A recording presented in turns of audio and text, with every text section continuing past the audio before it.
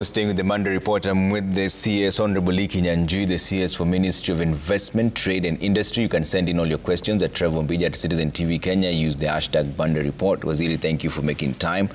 Before we get into the issues of the day, the public has not seen much of you since you took office. It's only been 2 months. You said this is the 3rd month, but what has your mission been at the Ministry of Trade? Thank you first for the opportunity to be here.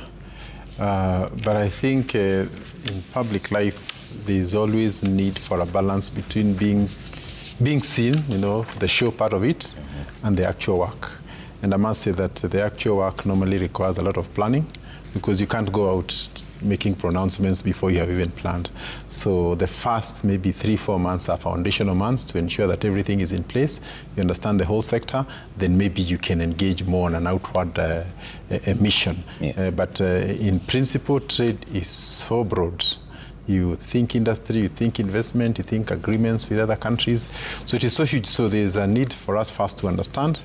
But also my style has not been one of wanting to be there every day, but more so to be seen, to work and to deliver on your mandate. So I think everybody has his own style, and that's where we are. You've been in the political circle, so you know usually the time frame is 90 days. In fact, the question has always been in 90 days, what do you do? In the last 60 days, what have you achieved? Thank you. Ministry of Trade.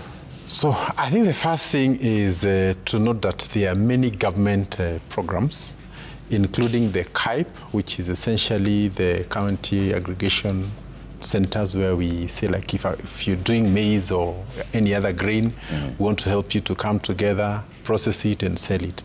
So there are all those KAIPs that are going around the country, sensitizing on completion and onboarding.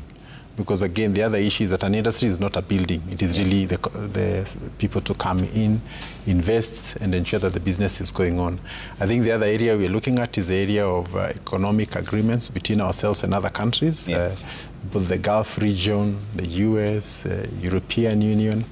And I'm sure you saw recently, last week actually, the committee to oversee the European Union Economic Partnership Agreement was gazetted. So it's giving the instruments necessary for the empowerment of this whole project. And I think that has already started in earnest. How many of these KAIPs are complete? KAIPs, none is complete, and also none was meant to be complete by now. But they're at various stages. Some are 80%, others are 20%, others are 40%. But different counties have different challenges. But the point is trying to solve each as they come. But you are now moving from construction to onboarding. Okay. So that now we get consumers. Like now we are working with the Western Kenya governors to try and have an investors conference so that we can be able to onboard them. And recently we also had investment conference in the whole of Nyanza. I'm sure you did see that, working together with the professionals and others who are there. So the role of the ministry is policy, awareness, and ensuring that Kenya has favorable trade agreements with the outside world. But I think also it's important to note that of the trade agreements that we've had in the past, you find that maybe the degree of utilization is about 15% to 20%. So again, it's our responsibility to ensure that the markets that the government has opened. And you recall the president was in UAE earlier in the year. So next week, we'll also be going to China to try and open some markets. But the biggest responsibility now is to ensure that our farmers and our producers are plugged in to take advantage of these markets. Because there's no value in creating markets that are not actually serviced. Speaking of farmers and producers, let's talk about the trade tariffs. After the USA imposed a 10% trade tariff on Kenya, how bad is the impact? Because I know off camera you're telling me that there's some alarmist headlines you've seen. How bad is the impact after this 10% trade tariffs? Well, I think the first thing to note is that the global world trade order is changing. Maybe what you are used to is certainly not going to be the case. How it's been in the past that, the big nations have a huge interest in developing countries. You have a cold, they come running, they want to help you. They want to help your healthcare. I think from the closure of USAID and some of the signals that we have seen across the world, it simply means you're on your own. And you must do everything possible to ensure if it is your healthcare, if it is your education, you're able to meet it. At the global level, that charitable big brother attitude also is diminishing. And the question is, what are you bringing on the table? Can we negotiate? So I think that simply means what the United States is doing is what actually every other country should do, that you base your trade agreements based on your national interest. You want to ensure that there's more production in your country, that if people can access your market, also you can access their market, and that's what they're calling reciprocal. But allow me also to say that Kenya and the United States enjoy a very cordial relation that dates back to many years. We've been having a free trade agreement that has been under discussion. Later it transited to STEEP, and now from our discussions, we are likely to be on an FTA agreement, probably the second one in Africa after maybe Morocco.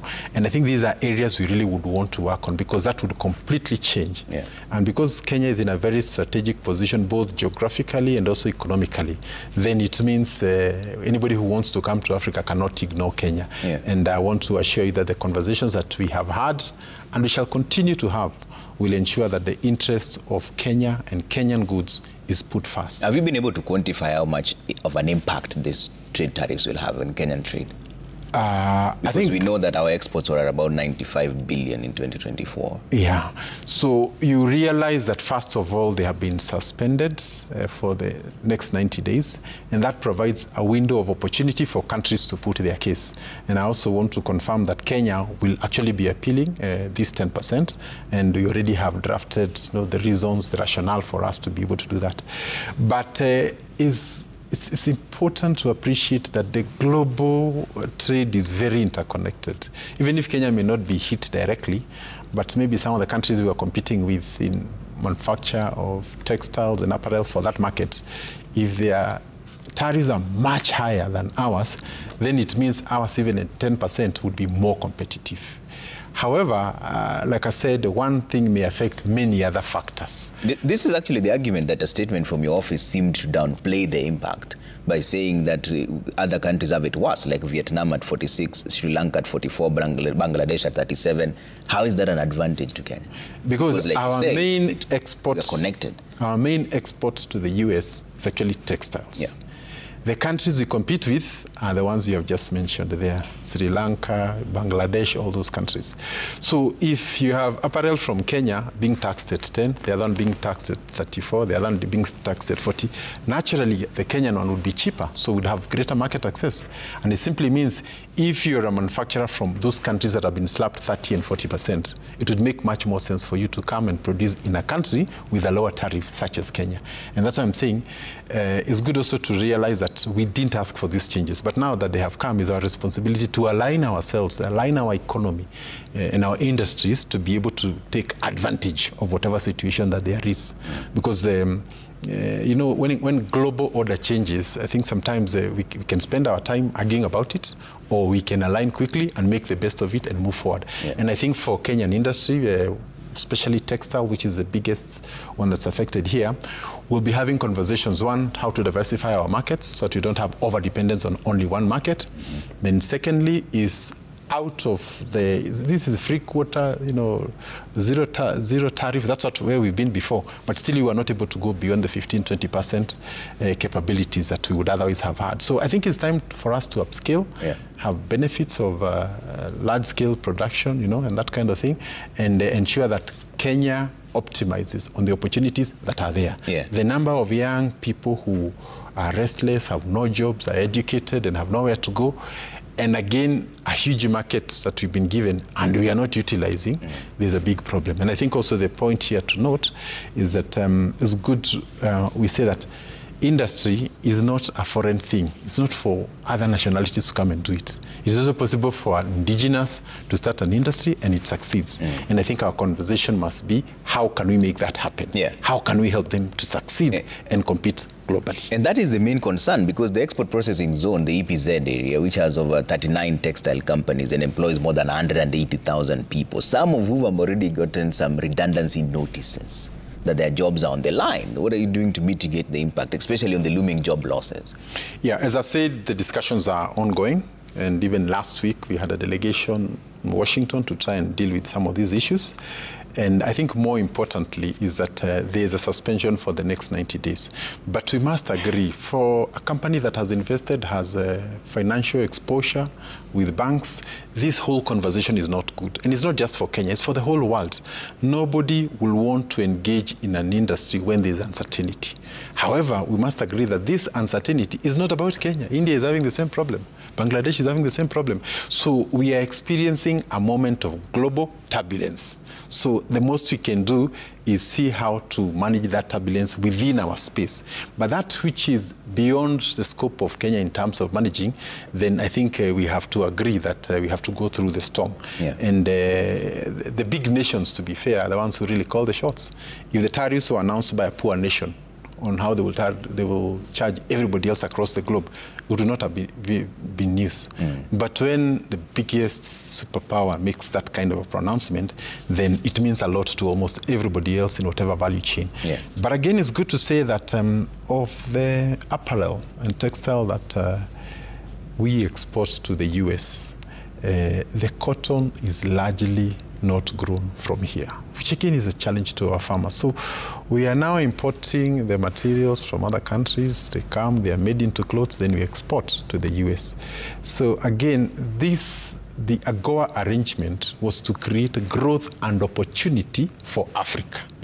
But when that again ends up that the cotton is not grown here, we have brought our tailors here. So again, the next conversation, which I think is very critical for our face, is how can we have our cotton grown here in Kenya and in Africa, for that matter, so that the jobs, so that the jobs can be guaranteed, not just now, but sustainably into the future. But the AGOA you refer to, which is the African Growth and Opportunity Act, is coming to an end in September 2025, at the same time when these tariffs are actually kicking in as well.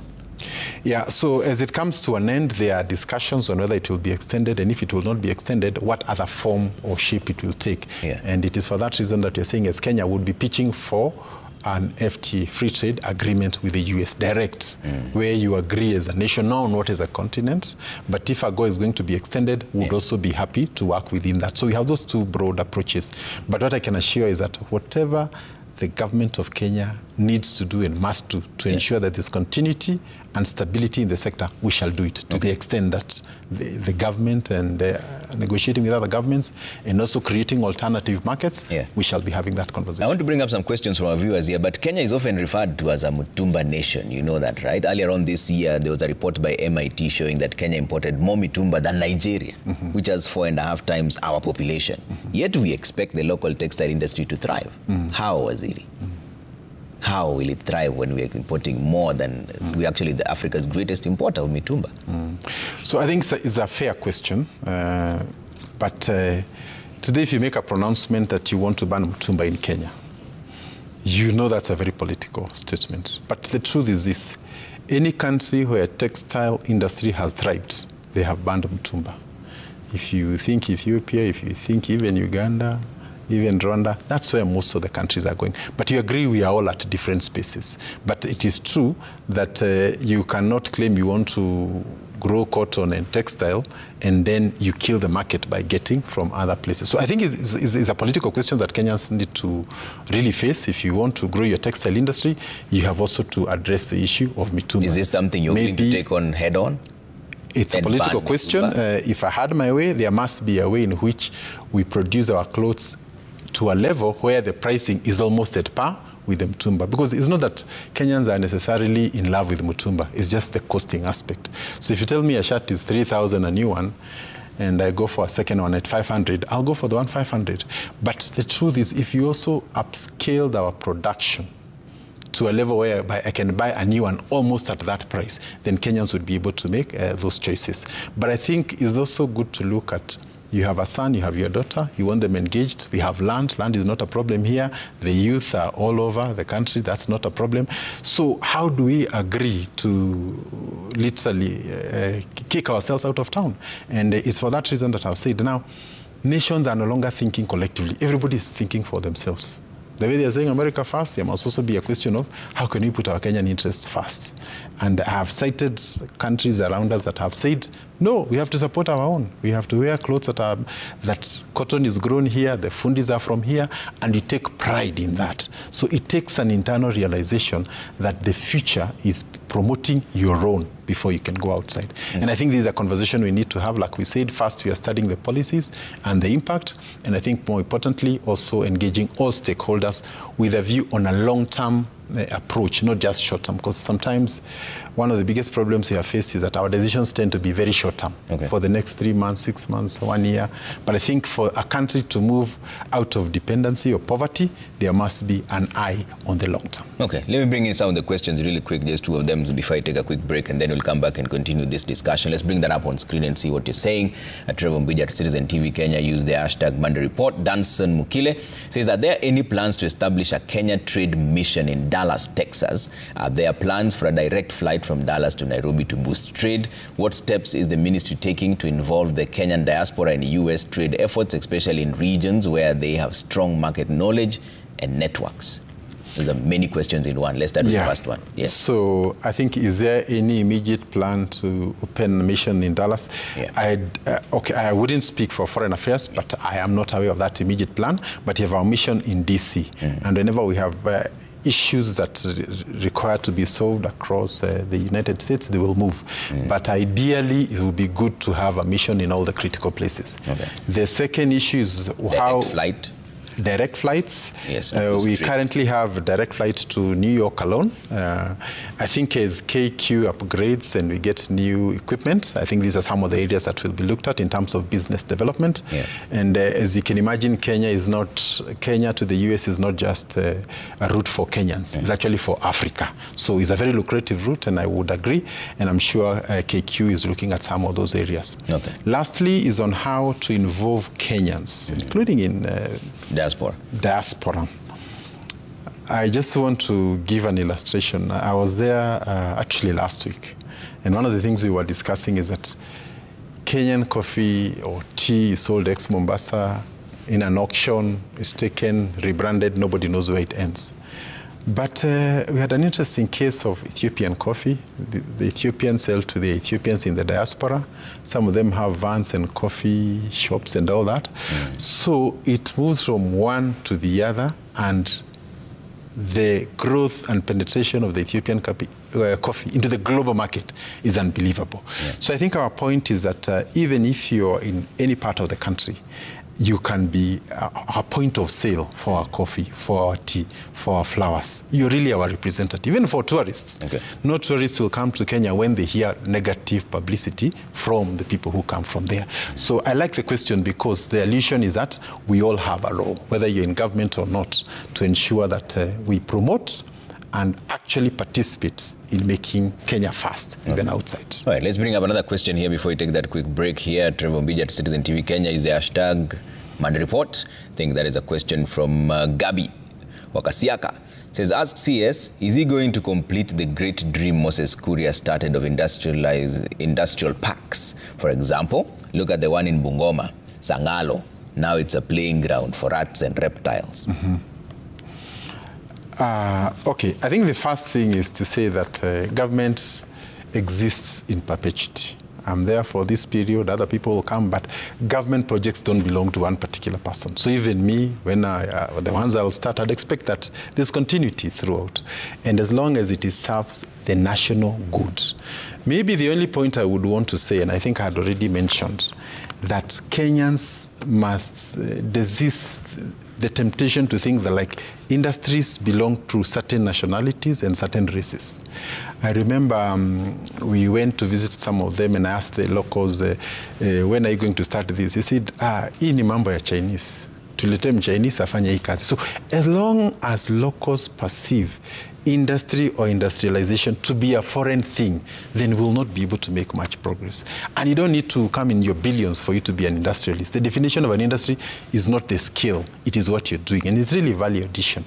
So I think we need to find a way of breaking down maybe the word industrialization. I don't think it even exists in our mother tongue or in Kiswahili, I don't know what you would call industrialization, which means it's really not even there in our thinking. And I don't know how many kids you can find in Form 1, Form 2, and you ask them what is their dream, and they talk of having an industry. We all dream of being newscasters, doctors, teachers, journalists. So it is not part of our something to choose. Okay. And I think that is our biggest problem. All right. And unfortunately, this has a colonial legacy that we were all trained to be workers, white-collar jobs, and to be employed. Okay. So, but we need to change that thinking. All right.